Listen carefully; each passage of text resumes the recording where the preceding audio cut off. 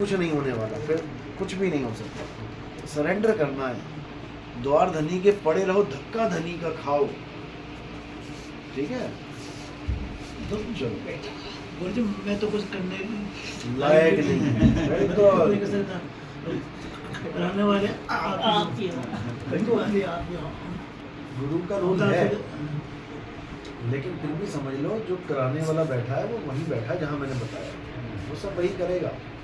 चुंबक लगी है वो, और सारे जगत की लगी है वो, वही है जो सबको खींचेगा। उसमें गुरु का भी रोल नहीं रह जाता, उसमें गुरु का भी रोल नहीं है। गुरु ने भेद बताया है, अब तुम्हारा काम है चलना। गुरु जहाँ पहुँचा है वहीं तुम्हें पहुँचाएगा भेद बता के। लेकिन खींचने वाला काम क्या है? परमात्मा का है, वही डोर खींचेगा। उसी के हाथ में डोर है सबकी भाई। तो जब वो खींचेगा तो किसी को नहीं रहने देगा यहाँ पे। लेकिन कभी कभी मैं रात को होता हूँ ना, तो ध्यान ध्यान होता है ना, ध्यान बताया, ध्यान रखूँ ना, सांसें बिल्कुल धीरे शुरू हो जाती है, बिल्कुल मध्यम हो जाती है, बिल्कुल कभी तो ऐसा था कि सांस भी आ रही नहीं आ रही, ये भी नहीं पता लगता। कभी कभी होता है, लेकिन कुछ मिनट के लिए होता है बिल्कुल। और ऐसा लगता है कि मैं गया मतलब हूँ भी ऐसे में ही रहता हूँ। मुझे ऐसा था रहता हूँ मैं, अभी तो हूँ। अरे भाई ऐसा हो ही नहीं सकता कि तुम ना हो, तुम्हें तुम रह जाओगे, हम रहेंगे भाई। मैं गया तो ऐसे मैंने सोचा था, कोई ध्यान बताया, मैं रात को होता हूँ ना, तो वहीं ध्यान रख के सोता हूँ, आपको बता जाए तो सो गया। इस शरीर को तो तुम केले के छिलके की तरह उतार दोगे, पता भी नहीं लगेगा तुम्हें कब उतार के साइड कर दिया। ये ऐसा ज्ञान है। लेकिन तब होता है जब सरेंडर करो कि हाँ मैं सरेंडर हूँ, मालिक की काया भी मेरी नहीं है। जब छुड़वाएगा छोड़ देंगे, जितनी देर पकड़ी है पकड़वाई है, पकड़ रखी है, इसमें कोई रोल ही नहीं है हमारा। बात इतनी सी है। और कोई जबरदस्ती में जल्दबाजी में आए तो उसका काम नहीं है। आप पूछ रहे थे ना बुद्ध के बारे में। जैसे कभी ज्ञान चर्चा होती है, जैसे प्रिंसिपल साहब हैं, तो वो क्या भगवान बुद्ध के तो वो क्या है कि हमेशा जैसे बोलते हैं कि प्रॉपर किसी संत से उसने भगवान बुद्ध के बारे में कोई बोला नहीं है, कुछ भी नहीं। तो जैसे अपने पास कोई रेफरेंस भी नहीं रहता है। हमारे सत्संग दे दिया करो, क्यों नहीं? किताब भी दी थी, पढ़ी भी थी सारी। उनको बोलो महात्मा बुद्ध ठीक है, बाकियों से अच्छे हैं, हम कोई बुराई थोड़ी नहीं कर रहे हैं, लेकिन जैसा को तैसा कहो सो तो निंदा नहीं। यही बताते हैं कबीर साहब को, तो ऐसा मतलब भगवान बुद्ध की अनुयायी बताते हैं कबीर साहब, क्योंकि उनको पूरा आग्रह ये है कि जैसे भगवान बुद्ध की कोई काल के रूप में देख लो इतने साल पहले, उनको थोड़ी पता है कि क्या हकीकत है। तो ये था भाई, जैसे इसके वजह से आप एक सत्संग करते हो। अरे मैंने बहुत कर रखे हैं भाई, प्रॉपर मैंने कर रखा है। आप खोजो जरा, मिलेगा आपको। महात्मा बुद्ध के बारे में मैंने बहुत बोला है। उनको परमात्मा नहीं मिले, उनको जो क्रिया मिली वो भी उनकी मनमुखी क्रिया है, अपने से खोजी उन्होंने। उनको गुरु की कृपा नहीं हुई। नहीं तो बता दो कौन है गुरु उनका। जब गुरु ही नहीं है उनका तो ज्ञान कैसे हो गया? अपने से ज्ञान हो गया क्या? अपने से ज्ञान नहीं होता कभी भाई। अपने से ज्ञान हो जाता सबको हो जाता, फिर गुरु की महिमा क्या रही? फिर महात्मा बुद्ध को गुरु बनने की क्या जरूरत थी? फिर उनको उपदेश देने की क्या जरूरत थी? जैसे उनको हो गया वैसे सबको हो जाता। जैसे जवानी सबको आती है, सबको आती है ना, कोई किसी को जवानी दे सकता है क्या? सबको आएगी अपने आप, जो नेचुरल है वो नेचुरल है।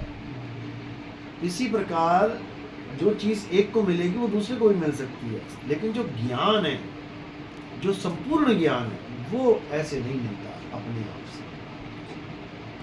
उसी को तो खोजने के लिए निकले हैं। अगर वो अपने से हो जाए तो कौन निकले घर से बाहर? घर में ही बैठे बैठे हो जाए, फिर बाहर क्यों गए? बाहर खोजने के लिए गए। ज्ञान बाहर है क्या? ज्ञान बाहर भी नहीं है, ज्ञान है तो अपने पास, लेकिन ना पता होने के कारण दूर है, इसलिए भटकना पड़ रहा है। तो महात्मा बुद्ध अपने घर को छोड़कर जब गए तो उन्होंने अपनी बीवी और बच्चे को सोता हुआ छोड़ दिया। ये दोष लग गया उनको, दोष लगता है इसमें। धोखा दे दिया, शादी करा के लाए थे उसको सबके सामने, बच्चा पैदा किया है, जिम्मेदारी उठानी चाहिए थी, लेकिन छोड़ के चले गए, दोष लग गया। इसीलिए परमात्मा नहीं मिले उन्हें। अब कुछ ना कुछ तो करना ही था ना। तो बहुत सारे गुरु धारण किए उन्होंने, लेकिन उनसे उनकी तृप्ति नहीं हुई, छोड़ दिया उनको। ये भी प्रमाण मिलते हैं। उसके बाद उन्होंने अन्न का त्याग कर दिया। उन्होंने मन में ये सोचा, क्योंकि मनमुखी ज्ञान है, उन्होंने सोचा काया ही नहीं रहेगी यानी काया बिल्कुल क्षीण हो जाएगी तो मन भी अपने आप क्षीण हो जाएगा, शायद तब सत्य मिल जाए, लेकिन फिर भी नहीं मिला। इतनी बुरी हालत हो गई कि एक छोटा सा नाला पार ना कर पाए, उसी में कहते हैं गिर गए।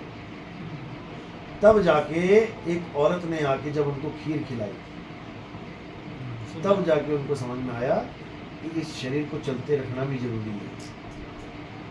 उसने ज्ञान क्या दिया कि वीणा के तार को इतना मत कसो या इतना मत ढीला करो कि सुर से बेसुर हो जाए। सुर में रखो, मध्य में रखो, मध्यम मार्ग है उनका।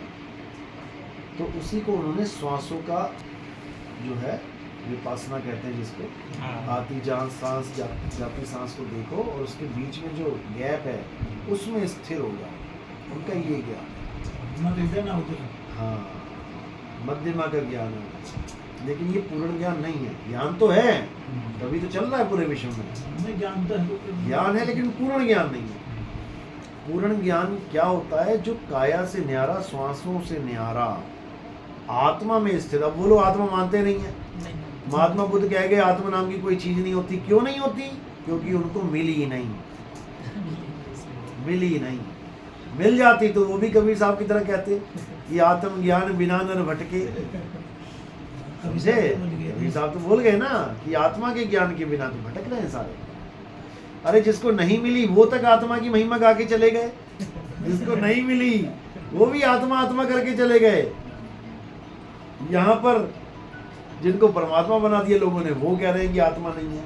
अब आत्मा नहीं है, चलो ठीक है, मान लिया। तुम महात्मा कैसे हो गए? महात्मा का मतलब होता है महान आत्मा। आत्मा को तुम मानते नहीं और नाम के आगे तुम महात्मा फिट करके बैठे हो।